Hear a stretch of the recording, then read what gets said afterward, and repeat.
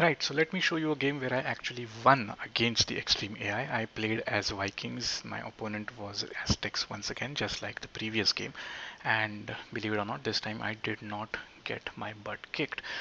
The Vikings are called an infantry and naval civilization. The naval part does not enter into our calculations at all, but this part does. 20% hit points for infantry, plus 20%, and wheelbarrow and handcart are free. That is brilliant.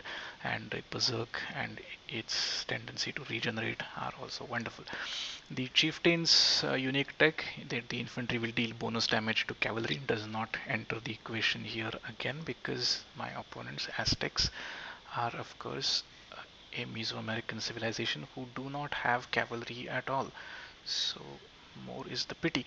Nonetheless, they are also an infantry and monk civilization. Villagers carry more food and wood and stone and gold and resources in general.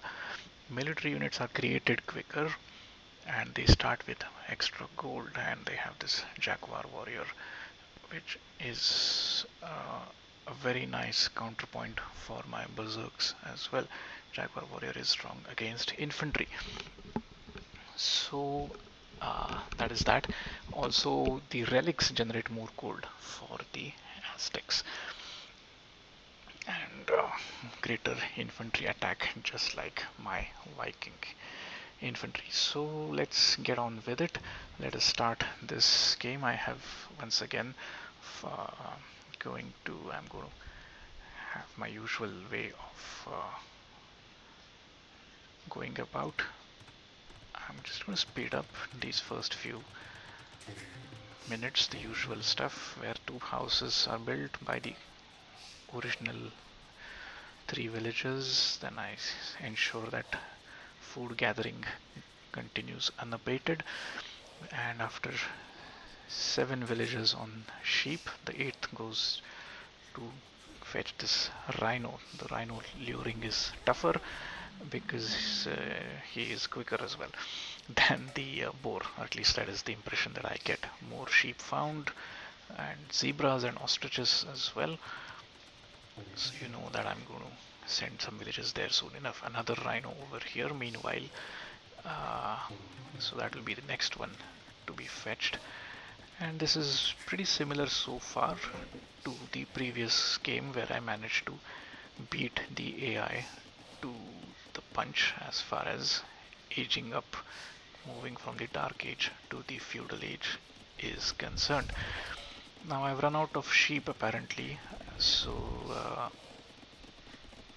I've sent 4 out of my hunters to do that part over here, building another mill, and I am already on my way to the Feudal Age. So let's see what I do this time. I'm at the south end this time, and I have not yet found the enemy, or I just have, but as usual I have anyway committed. Fortunately for me, the wood line was not right in front of me, which means uh, I can build these buildings in front of me.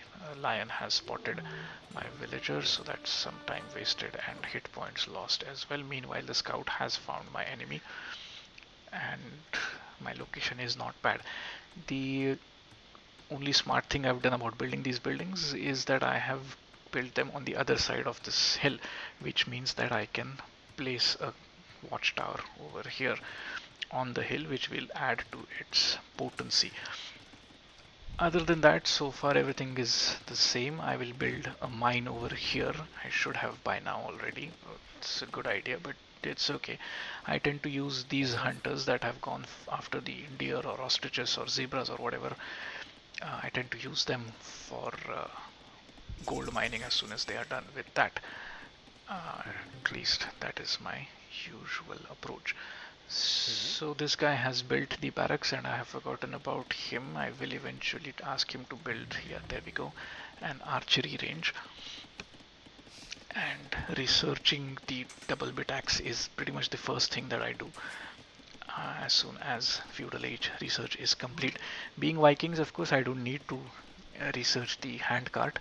That saves a lot of time on the town center, which means I can use that time for creating more villages, provided I keep the food coming. So this is not ideal, getting so many villagers stuck on foraging, but once you do horse collar as well, it's always a good idea to get that farming economy going. These guys are done with their hunting, so I will, once I notice them, put them on to gold mining. I haven't done that yet. Pretty poor, and another mistake that I get away with it. This one as well. Wow, I really left them standing doing nothing for a long time, didn't I? So here we are. Finally, I'm having a go at building a mine. I'm building it on this side so that I can place a town center somewhere over here once I get into Castle Age. So then I can have my farming economy and my gold economy protected by that second town center. And this guy, I have decided for some reason to start collecting stone because I have found all of these hills in my territory. I'm going to defend my base using watchtowers. That is quite clearly the decision I have made. This is how the AI has walled himself from an imaginary attack from the west. I don't know, giving me too much credit. I am not an attacker at all, and if at all I do attack, it is going to be front on, right from here, right into this territory over here. Let's speed up a little bit more and until I see the first attack from my opponent. This is my usual strategy, getting a watchtower in place, and it really helps against AI. It does not really matter against human opponents. They are going to uh, completely bamboozle you from all sides, but AI tends to get fixated on the first building that it finds. And so if that first building happens to be a watchtower, it's all the more better for you because then you get a few punches as well. Now, meanwhile, he has made his way over here. Some of his archers have gotten all the way into my gold mine, but I did succeed in getting some skirmishers in place, so that is going to save my villagers, although one of them is almost done for. Pretty much all his hit points are gone. And so these skirmishers are going to dawdle over here for a while until I send them back to where they need to be. So obviously this is where he's going to come through, and that hence the stone collection, so that I'll build another watchtower over here and these two will triangulate their fire and uh, protect this entryway, this valley from which the AI would send his troops. I have gotten housed as well. I've run out of population space. That doesn't tend to happen too often. By now I have gotten used to keeping my eye out at this. And you just have to keep building houses, you have to keep creating villages. The thumb rule usually is that half of your population at least should be villagers, and 200 is the population limit for this game that I have set. So I should aim for 100 villagers. I never get that far, 60, 70, maybe 75, 80 if I have been paying attention, or if the AI has not disturbed me, or if I have managed to funnel the AI into my double watchtower flat. That is what usually allows me to make more villages, and currently at least that is what is happening. So this is something that you get away with only when you're playing against AI, even if it is extreme difficulty AI, as is the case over here, that the AI just gets stuck on whatever building it finds and does not bypass it, does not go around it. My economy is still completely open to attack, but the AI has been distracted by my sparkly watchtower. Speeding up and moving on, I will eventually have collected enough resources, as you can see over here, to get to the next stage. But you can see that for a long time my town center had been idle. Not ideal at all. Do not do that. One of the many things that you will see me doing, and as I promised you, you will see a lot of mistakes that you can learn from, because only a fool learns from only his own mistakes, isn't it? a smart man learns from others' mistakes as well, and I am there to provide you all those mistakes that you can learn from. So here we are. I have moved into the castle age before AI. Yay, major achievement, and that made all the difference ultimately. Not that I managed to utilize my faster castle than AI. I haven't really succeeded in doing anything about it. I have, as you know, not yet attacked the AI. In fact, I have not yet really found his base, just these outskirts of his base. I don't know where his town center exactly is, somewhere over here. Pretty poor scouting, yes, I confess, but my guy is just not good enough. My scout, I blame it for all of that. The second town center, as promised, close to the gold mine and also close to my farms, so that I can build more farms around it and get these on gold. The stone mining continues unabated, and meanwhile AI has built a much larger army, and these two are not going to be enough. For some reason, I have closed up this gate between my two watchtowers. This was not the original idea, so I don't know what happened. Moreover, I have left these two doing nothing, and I have closed off this area as well. So if I want to send any troops from this side to I don't know, reinforce whatever is happening over here, I have closed off this route, and they will have to run all the way over here, just like this particular knight is going to have to do. Now this is a pretty large army, and you can see that no human player would send that army over here. They would have gone and completely wiped out my base by now. But well, that is basically the reason why I keep playing against extreme AI. That is a level that I aspire to, and as I have promised you, in this game I have defeated him as well. So nothing much happening for a while, and until my scout cavalry decide to sacrifice themselves. It is going to happen soon, I promise you. I really should have built um, a siege workshop by now, and siege would wipe these out in a couple of shots, but that's just not on my agenda yet, it appears. So let me just speed up a little bit. As you can see, my score is better than his for a long time, and there go my scouts to sacrifice themselves, which did give me the opportunity to build a siege workshop, but then I'm reminded of this gap that I have closed off, which means that that siege will have to go all the way over here before making it to any reinforcement task that I put them on over here. Or they can go this way, but you know me, I'm not going to do that either. So the key to the game is, as I said, keep villagers coming, never keep your town center idle.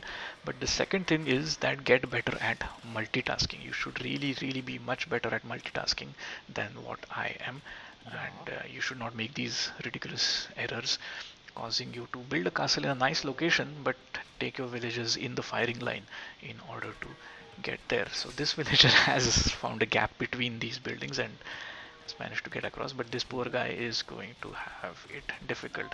Luckily, it appears that the AI still hasn't researched the technology which ensures that even moving targets are accurately hit by your archers, and so I have got an AVV with that. So my castle is getting built at the ideal location, and my scout has finally found the AI's town center half an hour into the game, and the villagers that I keep coming, they keep getting idle. I really am really poor at this, but I also have this notion that if I build too many villagers, I will run out of resources and I will not be able to employ them properly. Underemployment is a serious concern for my particular political economy, and that is why I don't create too many villages. This guy is building a university over here, while of course my fixation with relics goes. In this case, I have another defense, as we noted at the start of the video.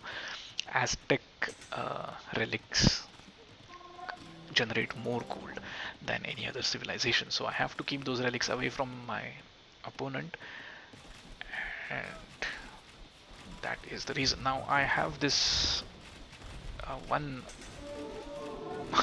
I had this one mangonel, and he has gone already. So this one I have sent him all the way over here. It's not going to really help, but the castle is really helpful, isn't it? It is ensuring that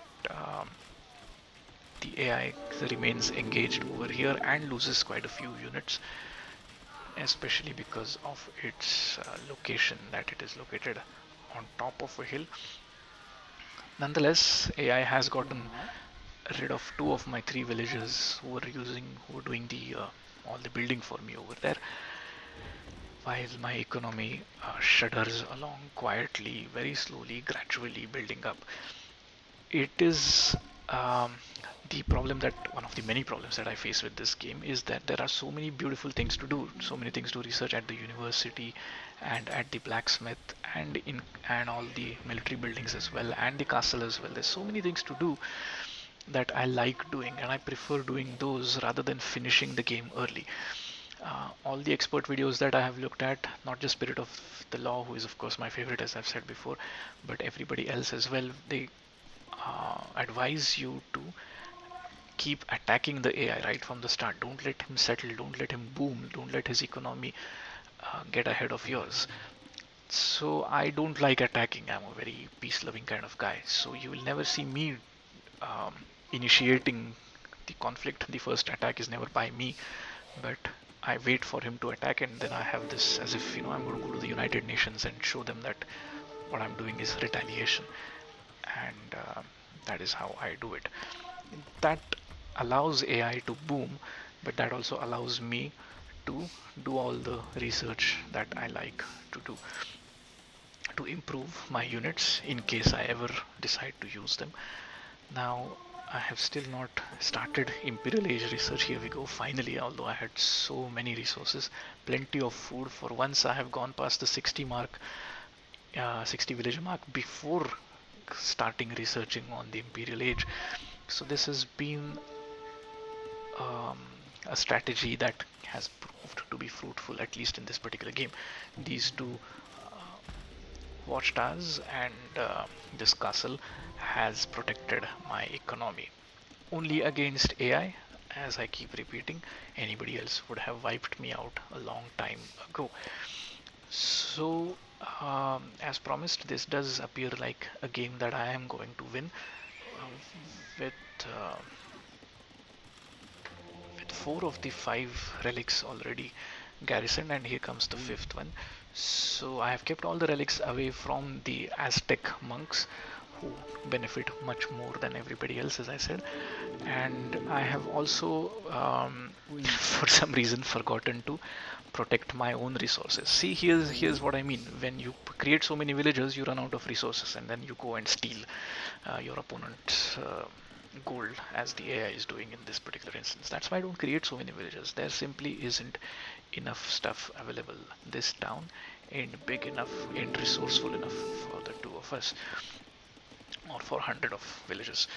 So eventually I will get to dealing with these, but till then he is benefiting from my gold, although he has his own gold over here which he is not uh, mining. I have also kind of shielded him off from this gold by this castle is protecting his gold, so I suppose I should not get too upset with him, but it's a very sneaky move. I don't like this at all, and it's only AI opponents who do that. Human opponents don't don't offer up their villages like this, and any other opponent would have really gotten rid of all of these. And look at them, they just keep coming. Is there nothing left on this side of the map? Why are so many AI villages coming my way? And more importantly, why am I letting them come this way? So the problem appears to be that he has walled off this side and he's not able to send them from that side. He's learning from me, the AI, and falling off areas that is cutting off his own access points, and that is why he is going all the way here. Imagine a castle over here, how beautiful that would have been, or over here as well. But I do have two castles in place. They're right next to each other, defending and protecting each other rather than attacking the AI's villagers. I have finally had a go at these villagers by sending light cavalry towards them. They will, of course, easily defeat that one solitary uh, cavalry soldier, and meanwhile my skirmishers who were there for defensive purposes have taken it upon themselves to do some attacking and sacrificing themselves at the altar of this particular town center. So I have finally convinced AI to take his villagers away from these resources. They are mine, stay away.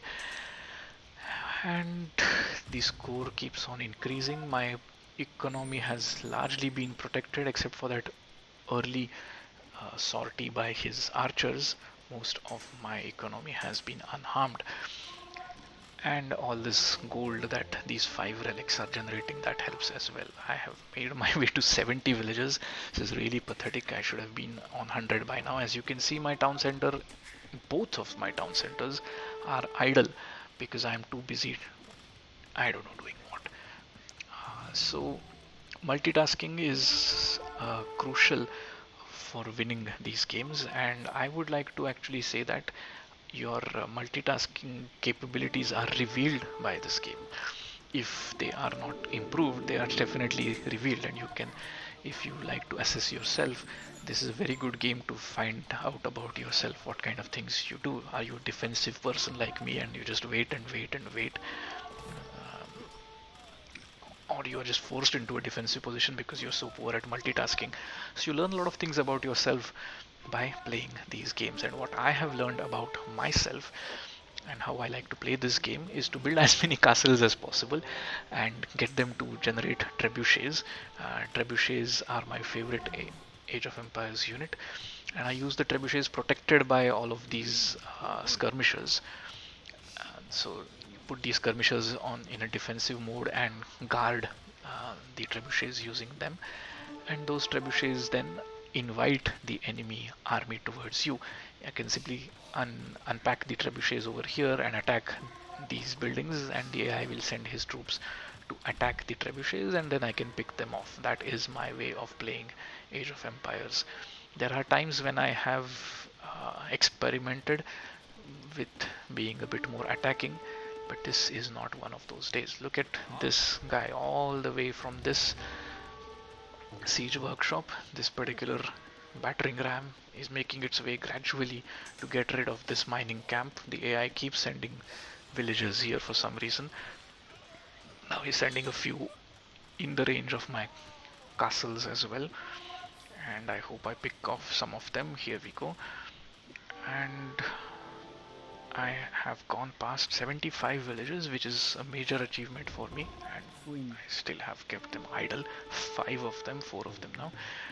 So once again, not the ideal way, but the point I'm trying to make is you can still enjoy the game, enjoy the aspects of the game that you like to enjoy, even by playing in this manner. So let's just speed up a bit until my favorite unit finally gets created. I have so many resources, but I have forgotten to use them to create the trebuchets, and instead I'm doing this puny little attack on one of his siege workshops. Look at that, a flood of AI villagers coming through, and here are my trebuchets at last. So let's slow down to normal pace, and this is my favorite part, unpacking the trebuchets and getting them after. So I still haven't researched chemistry, evidently it is just happening right now, so I am not able to toss these fiery projectiles using trebuchets. They are just rocks at the moment. Later on the rocks, well they are on fire later on. But anyway, that is the utility of the trebuchets. From a very far distance you can defeat the enemies. My funniest trebuchet moment came when I was playing the real world maps, when I unpacked my trebuchets near Calais on the northern French border, and destroyed buildings across the English Channel in on the Dover side using trebuchets. It was loads of fun. In the Age of Empires maps, this distance is approximately the English Channel distance, so you can easily do that. So anyway, that is my favorite way of dealing with opponents, that is trebuchets. It's beautiful graphics, and makes me feel safe and sound, like a drone operator perhaps, and not having to bloody my hands. So the economy keeps on expanding, and I tend to, as you can see, sprawl it into an unwieldy economy, just like my hometown Pune here in India. An unwieldy sprawl is what I am used to, is what my city's governors are used to as well. That is just the way we like to do our things. So anyway, this appears to be done. A 5,000 point margin over AI is, the writing is on the wall. So despite my efforts at goofing up and all those idle villagers and constantly idle town centers, I have still managed to defeat extreme AI, largely because extreme AI gets fixated on buildings. After one or two early sorties, if it sees that you have got some some troops to defend your economy, he no longer keeps attacking your economy. He keeps attacking uh, those buildings, whatever buildings he can find, and that is to your advantage. So for some reason, I am still allowing my units to perish beneath this town center, but I think all of us know where this is headed by now. I am not really bothered. As you can see, I still haven't found an AI castle, so perhaps that is what I need to do to get him to resign, destroy one of his castles. And I'm not about to scout for one, am I? That would be too much work. And this game is not work, it is fun, is what it should be. That is why I'm converting it into work, so that I stop playing it so much. Haha, there is a castle over there. I have found it, and hopefully I will be able to end this particular game by destroying it. Meanwhile, I've decided to build a forward castle on this hillock over here and protect it with these four mangonels. I keep them on stand ground mode, so they don't go about attacking everybody and killing my own troops in friendly fire. This dude needs to get to work. And slowly, gradually, eventually, I start clearing off the AI's base. Despite being a student of history and archaeology, I do prefer defeating and destroying buildings, don't I? That is a bit unfortunate. So the AI castle, just like we saw in the previous game, the Aztec AI builds this castle somewhere to the side. It's not to defend his base, it's not to attack my base, it is somewhere totally in a totally useless position. So I am going to help him off it. I'm going to um, end his troubles, give the coup de grace by having a go at this castle. I finally built something other than skirmishers. These are um, the advanced archers, arbalists, and that are going to, I don't know, protect my huge cavalry contingent, 8 of them, from any pikemen or halberdiers by now that AI creates. So that castle has ground to dust. I have no idea what all lies here. The rest of AI's economy, obviously, because he's still going, he's not resigning. But the end is nigh. Let's just quickly rush through that so that I can give you some evidence that I did indeed defeat extreme AI using uh, my ridiculous strategies, if strategy is indeed the word for it, the tactics that I end up resorting to. But I should note that I have gone up to 83 villages, which is definitely a lifetime high for me, and I have to thank my opponent for that. He has simply not gotten past this, or not even attempted to get around it, although there was so much scope for that. I don't know what is happening over here. These guys, I have finally got them to build a lumber camp. So Yes, it is very difficult for me to even end a game. I could have scouted his economy and gone there, but I keep instead defeating him and destroying any building that I encounter, making this a rather long video. I didn't expect it to be this long. I've actually reached my population limit of 200 units, and that is a new thing as well for me. Now look at this score, 18,000 against 6,000, three times his total score, and yet he refuses to resign, yet he continues to um, extend his agony. Quite quirky and eccentric our AI opponents are. I'm looking forward to reading what excuse he gives for losing, because you really need a good excuse if you're losing to me, and I'm looking forward to that. Meanwhile, I have decided to build another castle all the way there, but he will not allow me to build that. My peasants foolishly walk on foot instead of astride ponies. No wonder thou wert victorious. I shan't abdicate. Too bad, buddy. Those ponies could have come handy indeed for your villages. So that is that. He did not manage to build too much of an economy over there, out west, and a wipeout, I would call that. A pretty good effort, if I may say so myself, on my part.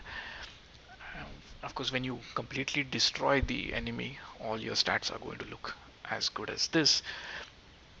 491 units killed and 138 lost, 78 buildings razed to the ground, 6 units I lost to conversion. I don't even remember when that happened, but that is a huge army, isn't it?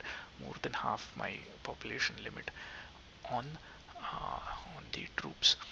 So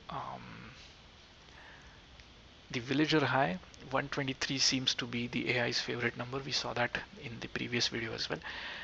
And the villager high for me is 81. I thought I had gotten to 83, but anyway. So beat him to the feudal age, beat him to the castle age, and perhaps beat him to the imperial age as well. That is my way of defeating AI. I hope when you have an hour or two to spare, you would like to go about defeating the extreme AI in this manner as well. Otherwise, please do not try this at home. It is not the ideal way of playing this game, but that is how I like it, and I hope you don't hate it too much. If you go beyond not hating and actually enjoy these videos, be sure to like them, share them, and perhaps subscribe to the channel as well. Thanks for helping me out. Bye bye.